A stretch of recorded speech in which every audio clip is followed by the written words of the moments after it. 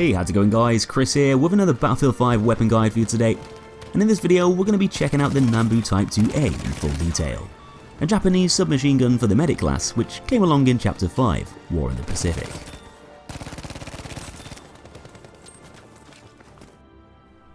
So before the Type 100 SMG was designed and produced by Japanese armories, a number of experimental prototypes were made throughout the 1930s. With the intention to arm Japanese forces with their very own native submachine gun, as they didn't have one at the time and generally had to rely on other models overseas.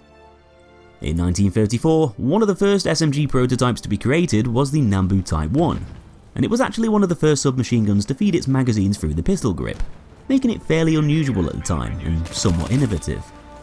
The gun was compatible with the 8x22mm Nambu pistol cartridge, typically held within a 50-round curved box magazine. But after going through tests and trials, and eventually being offered for commercial export, the gun got no sales and didn't qualify for official military adoption. Probably down to it having an awkward ergonomic design that made it less desirable to use for combat. Further development took place, which led to the next iteration of the gun, the Nambu Type 2, which was pretty similar to the first prototype, using the same delayed blowback action and mechanisms, but now had a more practical magazine feed and stock. Though after being tested by the Imperial Japanese Army, the weapon still wasn't fit for service, once again ultimately being rejected for official use.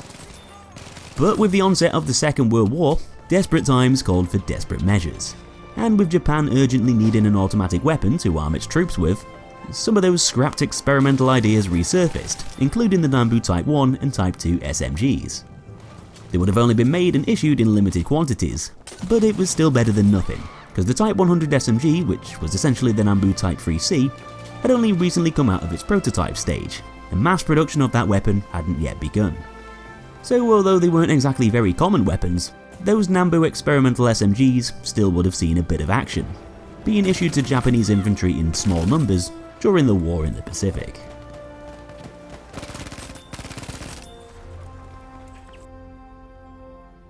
So the Nambu Type 2A has a pretty interesting set of stats, making it a bit different to your average SMG. It's got a really weak bullet, one of the weakest in the game in fact, dishing out a maximum damage of just 20, which is going to start to drop off at the range of 10 meters. When I say the Nambu's damage drops off, I mean it really bloody does drop off, because it's going to lose power very quickly from this point, dealing just about half of that maximum damage once your bullet reaches the 50 meter mark. At this point, the gun's going to deal 10.6 damage up to 100 meters, basically allowing it to kill in 10 shots over those late mid ranges.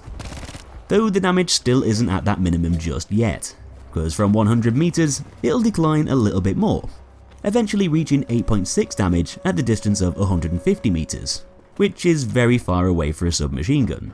So it could therefore take up to 12 bullets to kill over extreme distances, but it's very unlikely you'll be getting into battle with enemies that far away. Or at least you probably shouldn't be doing anyway.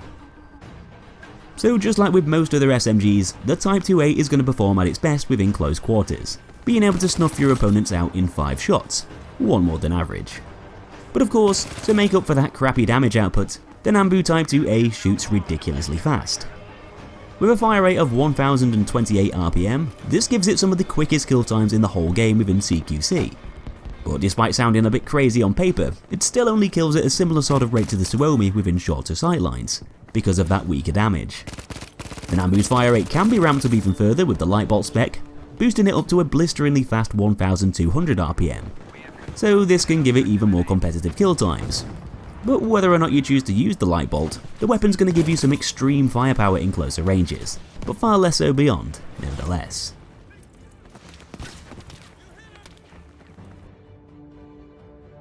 With the Type 2A having such a rapid fire rate, you'd probably expect it to kick around like a donkey on acid. But funnily enough, the gun's vertical recoil value isn't really all that bad, so it's not going to become too uncontrollable as you fire away. It's got an upwards kick value of 0.368, which is actually lower than a good majority of the other SMGs, as the Nambu's vertical recoil is only a tiny bit higher than the MP40's, which isn't too bad. Plus it can be dropped even further with the recoil buffer, actually giving it some of the best stability in the whole class. The main problem with the gun's recoil is mainly all down to those horizontal values, which are not only higher than the other guns, but also have different figures for left and rightwards kick. The Type 2A's got a leftwards value of 0.54 and a rightwards kick of 0.34, both pretty strong values. And it also means that the gun's likely to drift to the left a bit more with prolonged fire, probably making it seem a bit harder to manage in most gunfights. Because the Nambu fires at such a rapid rate, that recoil is going to stack up quite quickly, so it's definitely not going to be a very accurate weapon because of this, restricting its use beyond close range.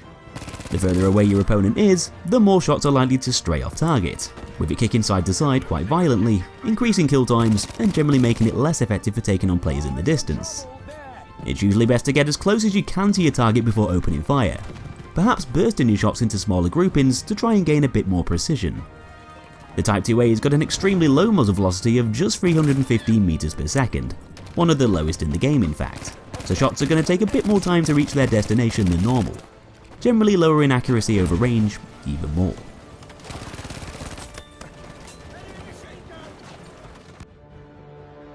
Now, the Type 2A's got a standard box magazine capacity of 30 shots, with an extra one in the chamber for good measure.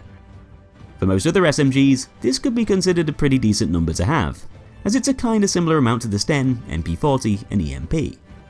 But because of the Type 2A's rapid firing nature, those 30 shots aren't exactly going to last very long at all, usually only allowing you to kill a couple of enemies per mag, perhaps more if they're within close quarters.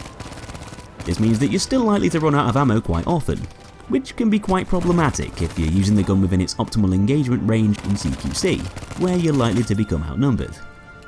This can be even more of a problem if you're using the light bolt spec, increasing that fire rate and making it even harder to control just how many shots you fire out, with those mags getting depleted even faster than before. However, you can equip 50 round extended magazines, giving you an extra 20 shots with the standard rate of fire, making the Nambu more reliable but slightly less deadly. This should allow you to get through more awkward situations in one piece, but those extra bullets still aren't really going to be enough to keep you in the fight for very long, because that fire rate is just so bloody fast. Thankfully though, the reload times are pretty good, with a tactical reload clocking in at just 1.93 seconds and empty ones taking just 2.8 seconds, both some of the quickest times out of all the submachine guns. There's no way to speed these reloads up any further, so technically speaking, they're not the fastest in the class, with some of the other SMGs beating these times with the quick reload spec.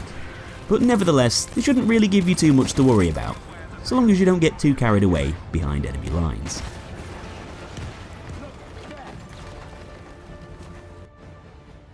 Anyway, the Type 2A's pretty much got an almost identical set of specializations to the Suomi and Tommy gun. At the top of the spec tree, you'll be able to choose between slings and swivels, found on the left, and quick aim to the right. I tend to find slings and swivels to be a bit more useful, mainly because most of the time you'll be engaging the enemy within short sight lines, often rushing their position to get within the gun's optimal range. This specialization goes well with aggressive playstyles, as you'll be able to fire sooner after sprinting, giving you an edge in CQC gunfights. Quick aim might give you a slight advantage for cutting down ADS time when you're taking on someone a bit further away, but generally if you like to spray your opponents with hipfire and run around up on the front line, where the Type 2A is designed to be most effective, slings and swivels will probably be your best bet most of the time. Further down the spec tree, you'll be able to find enhanced grips and light bolt on the left, giving you a hipfire accuracy bonus and ramping up that fire rate to a stupidly fast 1200 RPM, though over on the right, you'll have access to the custom stock and extended magazine, reducing spread whilst moving and giving you more ammo per reload. Although it might sound tempting to put the gun into overdrive and run down the left side with that fire rate boost, the right side is probably going to be the more sensible route, as it'll make the gun a hell of a lot more reliable. The lower spread when moving goes hand in hand with aggressive play, and you'll be able to take on a few more enemies per magazine, having extra ammo and a slightly more controllable rate of fire, helping you out when you get surrounded in enemy territory. Last of all, at the bottom, we've got polished action on the left, cutting down hipfire spread increase to make it more accurate with prolonged fire, and on the right, the recoil buffer, lowering vertical kick. Because the Type 2A already has a decent vertical recoil value, I prefer to improve the gun's hipfire precision instead, which should go pretty well with that slings and swivel spec we picked earlier, generally making hipfire a more viable option, thus fitting in with the weapon's aggressive nature quite well too.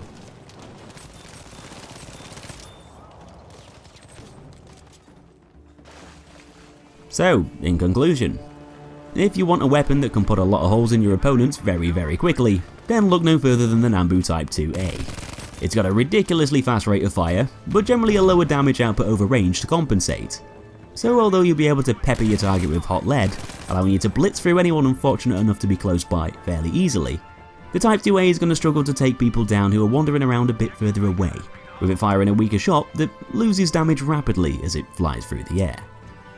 Not only does this restrict its use over longer distances, but so does the fact that it's got some of the heaviest horizontal recoil figures in the class, causing your line of fire to jump around from side to side quite viciously, lowering accuracy and forcing more shots to miss, rendering it to be even less effective outside of close range. Combined with the fact that the gun also has one of the laziest muzzle velocities in the game, making it even less reliable to use against players in the distance, generally makes the Nambu Type 2A a very crappy gun to be wielding if you're out in the open surrounded by long sightlines. I guess you could say this for a lot of the other faster firing SMGs, but the Nambu generally takes things to the next level, being extremely deadly up close, but almost useless against players far away. This means that it goes together very nicely with aggressive run and gun playstyles, in the hands of users who like to rush the objective with brute force, taking no prisoners along the way.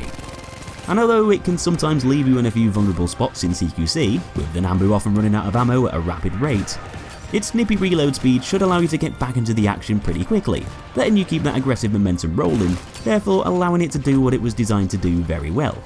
Not only being very dangerous within shorter sightlines, but also quite reliable too, especially if you've got that 50 round mag. It should be quite easy to control with that vertical recoil being on the lower side, as it's probably not going to drift upwards too much as you fire away.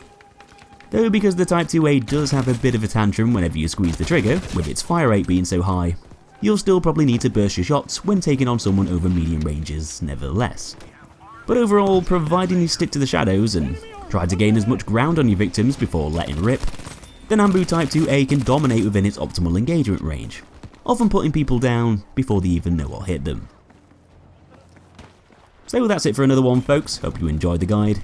Give me a thumbs up if you did, and if you've not subscribed yet, feel free to do so and check out loads of other gun guides for Battlefield 5 and other games right here on my channel. Take it easy, and I'll be seeing you in that next episode.